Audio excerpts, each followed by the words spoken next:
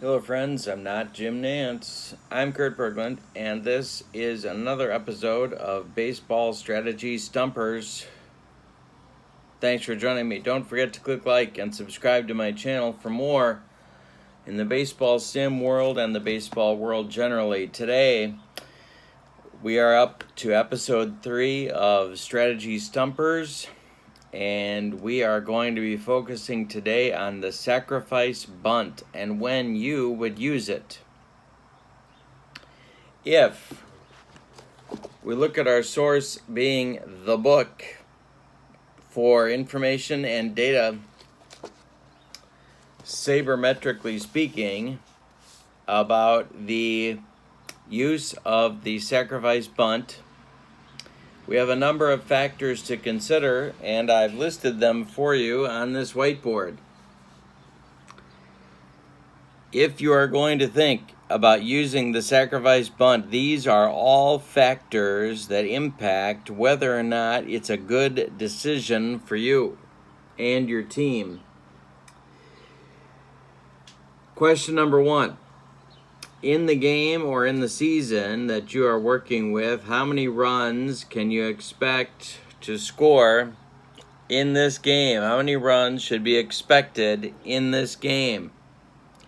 Question 2, what inning is it?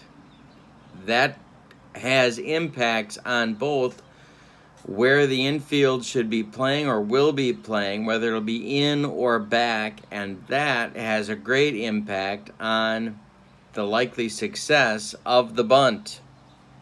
Number 3, is there a pitcher or a non-pitcher at bat? Piles and piles and piles of data suggest pitchers don't bunt nearly as well as a position player.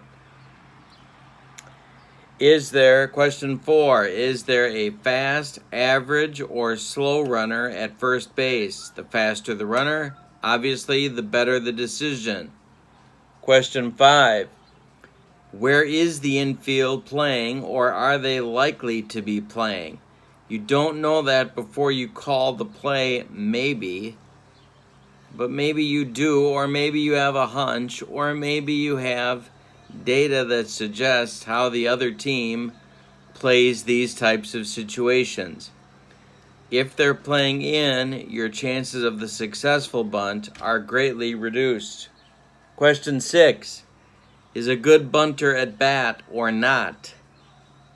And question 7, is the bunter fast? Those go about in order of importance in terms of your calculation as a manager for which factors need to be considered for the decision that you're making about whether to give up the out, likely give up the out, in exchange for hopefully getting a base. All right. The transition inning is the 7th inning for most of these decisions. It gets more and more likely that the infield will play in at bunt time, starting in the 7th inning and going later. The threshold for on-base percentage that we'll use for our stumper today is 344, meaning we're going to assume a 344 on-base percentage as average for your league. All right? Now, if that's true, we know from the data that, in general, on average, if your bunter has an on-base average at 300 or below 300 for an on-base percentage, then they are a good bet to bunt. Everything else equal that's up here, they are a good bet to bunt, even if the infield is playing in. The risk is worth it. What you're giving up is worth it to get that base, given that batter's likelihood of reaching base if he does not bunt. On the other hand, if it's over 300, if the on-base average is over 300, on average, over the course of an entire season, they should not bunt. They're a bad bet to bunt because they're more likely to get on base or do something else productive with their at-bat than just give up the out by doing the attempted sacrifice. So the 300 on base with a league average of 344 is the threshold. All right, so here's your homework, sports fans. Take your favorite team,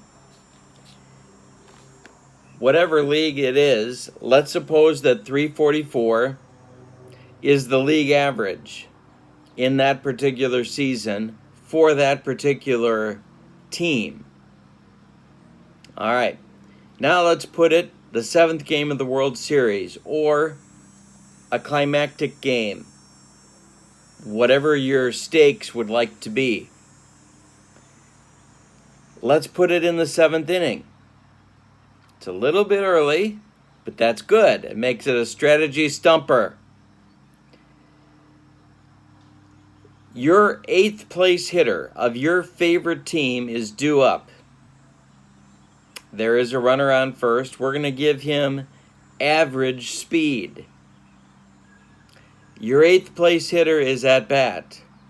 They have an on-base percentage of 290. 290. And let's make it a little tougher even still. Let's make it the top of the 7th. You're the visiting team. So, there's nobody out. The 7th place hitter has just reached base of your favorite team. The 8th place hitter is due up. He has a 290 on base average. Okay? It's the 7th inning of the game you have to win. 7th game of the World Series, playoff game, however you want to think of it. The score is tied. You are the visiting team. The score is 3-3. You're almost at league average. Are you going to give the bunt sign to your 8th place hitter? The 7th place hitter with average speed is on first base. Your 8th place hitter is up. He has a 290 on base average. We'll even adjust it for platoon splits. We'll say against the handedness of that pitcher, he's at 290. Are you going to give him the bunt sign?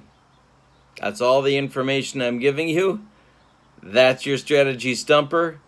Put your answer in the box or in the comments below.